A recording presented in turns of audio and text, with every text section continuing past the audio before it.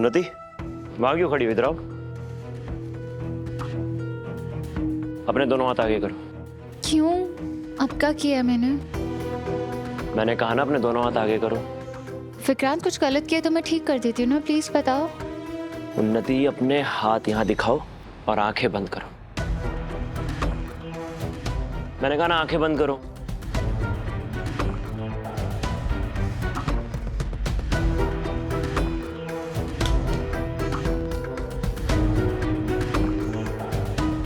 अपनी दोनों आंखें खोलो।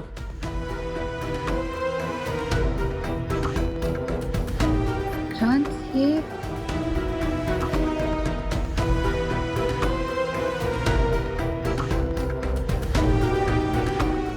कैसे? ये बहुत सुंदर है, लेकिन ये कहाँ से आया है?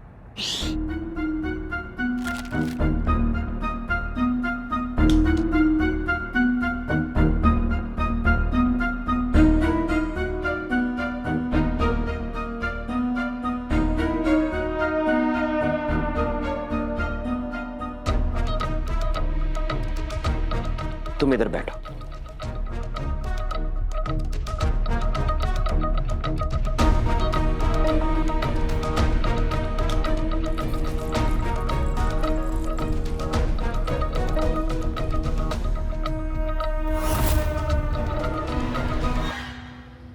विक्रांत, ये सब तो बहुत महंगा होगा ना? पता है मैंने तुम्हारे पुराने गहने क्यों लिए थे? क्योंकि उनका डिजाइन पुराना हो गया और तुम आज के जमाने की पत्नी हो, इसलिए मैं तुम्हारे लिए सारे गहने नए डिजाइन के लेकर आया। विक्रांत, पर इतने पैसे कहाँ से आए तुम्हारे पास? पैसों का तो मैंने अरेंजमेंट बस कर लिया। बाकी तुम एक बात बताओ, तुम खुश तो हो ना?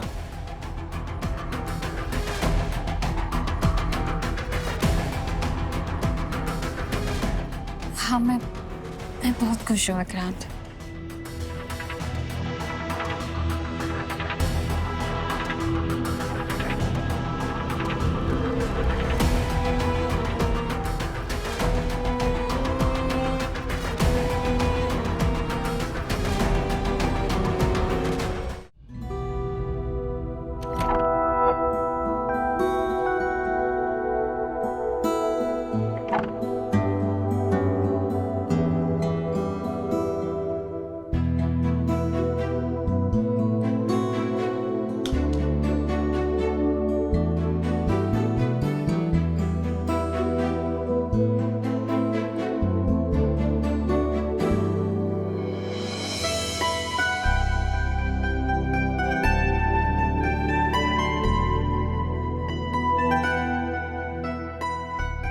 राघव, आप कब से ये सब सीख गए? अब तुम प्रेग्नेंट हो, तुम्हारा और बेबी का ध्यान रखने के लिए तो ये सब सीखना ही था। वैसे आपको पता है, उन्नति को भी पता चल गया है कि कीर्ति ध्रुव से शादी नहीं करना चाहती, और उसने ध्रुव से बात भी की, लेकिन ध्रुव ने उसकी बात ही नहीं मानी। इनफैक्ट उससे भी यही कह दिया कि तुम मुझे खुश नहीं देखना चाहती। मुझे तो समझ नहीं आता रही। अब मैं क्या कहूँ इसके बाद? तो हम क्या ऐसे हाथ पे हाथ धरे बैठे रहेंगे? इस शादी को रोकने के लिए कुछ नहीं करेंगे? नहीं रीत, पता नहीं उन्नी की शादी कैसे घर में हुई है, जहाँ उसकी बातों की अहमियत भी है या नहीं। जब उन्नी को कीर्ति के बारे में सच पता चल ही गया, तो फिर उसने विक्रांत से बात क्यों नहीं की? चलो, कौशल्या आंटी के बारे में मैं समझता हूँ। कौशल्या आंटी हर हाल में अपनी बेटी को सेटल देखना चाहती हैं, लेकिन विक्रांत पर उन्नी को भरोसा क्यों नहीं है? राघव, विक्रांत और उन्नति के बारे में मैं ज्यादा कुछ कहना नहीं चाहती, क्योंकि मैं नहीं चाहती आपको ऐसा लगे कि मैं हमेशा वही कहती हूँ जो मुझे सही लगता है। पर मुझे तो स्टार्ट से ही कभी उनका रिश्ता सही नहीं लगा है। कैसे मोड़ पर आ गई ना रीता।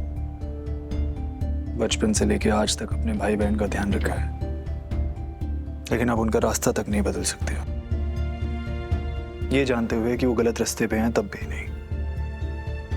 खैर, ये सब बातें छोड़ो। अभी मैं चाहता हूँ आसपास कुछ भी हो, लेकिन तुम पर और हमारे लिटिल चैम्प पर कोई असर नहीं पड़ना चाहिए। लिटिल चैम्प, मम्मी को जरा समझाओ कि इतनी ओवरथिंकिंग अच्छी बात नहीं है।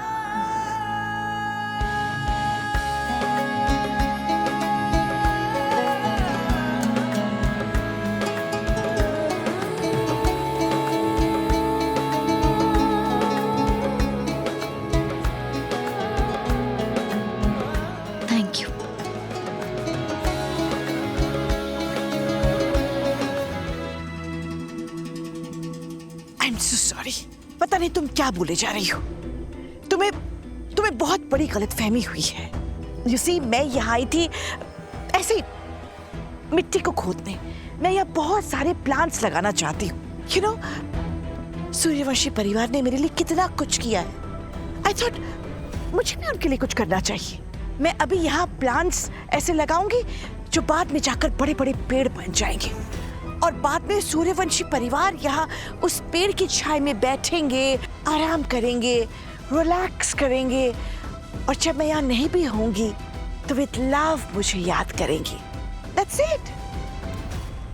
सच कहूँ आंटी जी, मुझे ना पता था कि ये वक्त बहुत जल्दी आएगा।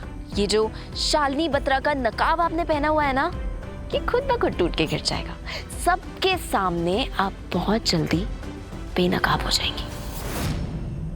और आप कह रही हैं ना कि आपने प्लांट्स लगाने के लिए ये सारी मिट्टी खोदी है। आप चाहती हैं तो मैं आपकी मदद कर सकती हूँ। इस सारी मिट्टी को ना वापस बाहर निकाल के सबको दिखा सकती हूँ कि इसमें आपने क्या दफनाया है।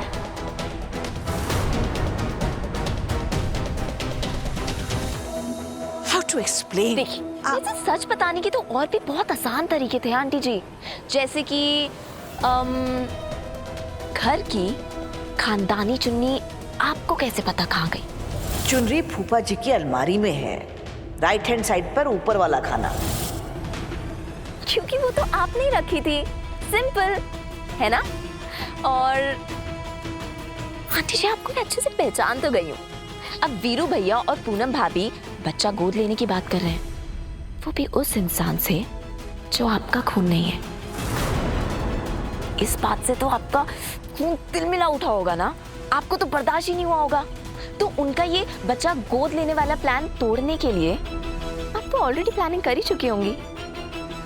और एनजीओ, एनजीओ में आग लग गई, ये कोई हादसा थोड़ी था आंटी जी, वो तो आपका खुद का रचाया हुआ खेल था, है ना। देखिए, आपको अच्छे से मालूम था कि रीत आपका पीछा इतनी आसानी से तो नहीं छोड़ेगी। कुछ ना कुछ करके वो वापस आपको इस घर में लाएगी ही लाएगी। तो बस आपने ये पिक्चर परफेक्ट प्लान रचा ताकि आप इस घर में वापस आ सके, ताकि आप रीत को बर्बाद कर सके।